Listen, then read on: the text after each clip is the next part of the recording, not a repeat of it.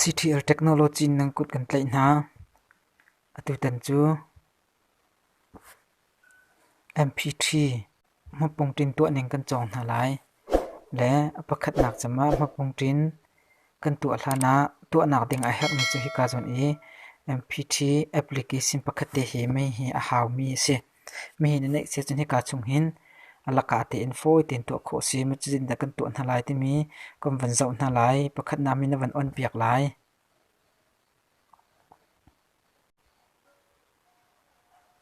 hi ti nang chuak lai e hi ka e atang le te e or le kap chap te he chinau ti atm te he kam bam mi piak lai chun hi ka hin atang le cham kan re lai pakhat pe pathum nak ku yi acha alat ti mi te hin kam bang kal than lai ka zona hin mapung tin na hong cho e pakhat nak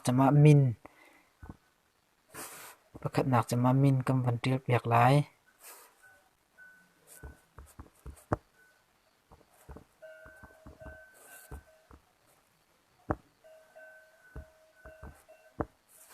min na tir nu hai ka zona hin mapung tin number kha na van thim piak lai e chun hitin hong chok lai e kan ni chu chimpi ni chu le min song cha le zona na che lai le na van che sin ka hin tha ta la na van che lai chen ka hin 9 na van che lai okay kan piak lai ka hin mapung tin number kha kan tir piak lai tungya le ku tungya hi maka kha na van tir piak khon huwa khan ka hin mapung tin kha man thak piak lai camera ti ni kan lai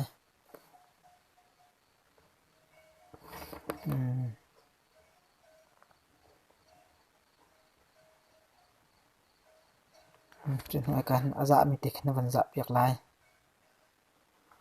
chun ha kan anau phat kam van thak than lai camera kan thim lai hang lai kha kam van thak than lai za te na van za lai ma kha fil kha hem se ko dang se man haw ti lo le ka hin atang le hin pha ami ti an ti piak lai ka ni pa min te phet ding si pa min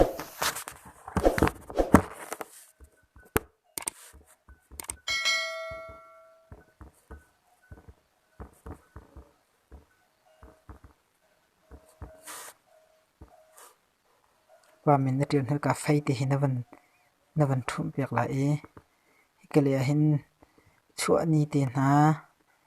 chun mi phun te na kha lai sa te na long kha thim vir ta lai ka zona hin chua ni kha jiti komada na chua te mi kha na van thim piak lai thong ko ya ko se jiti kha da na chua ko thla na sanga okay na piak lai chin lu mi wa hin chi na tir lai chin ka hin chiama na piak lai ma se chuma chia se chin chia chin ka chen a hin lai sa a hin chikhat kam bang ha piak lai ka hin chin na van sui na van je piak na mi uni ra la e mi uni chu than talan si cha kan than talan kam bum piak lai chini ka hin lai sa api sung ti nangma num nak kho khai te ko se ta chunak than tlang chen ka hin email umlo ko sin tir ding silem lo atang lek ti ha tir chen ka hin adok nak chama na to din ha tin twin di ti mi he na van mi piak lai chen ka hin chikhat kam ban ha piak lai ka khan hong kal khau change ni nuwa khan ama MP3 ni cha hong kong ko kan tin kho chang ti mi kha cha van kan kwat te lai kha vial salai zo tu nan za ti chung lop nang tam pi ka nei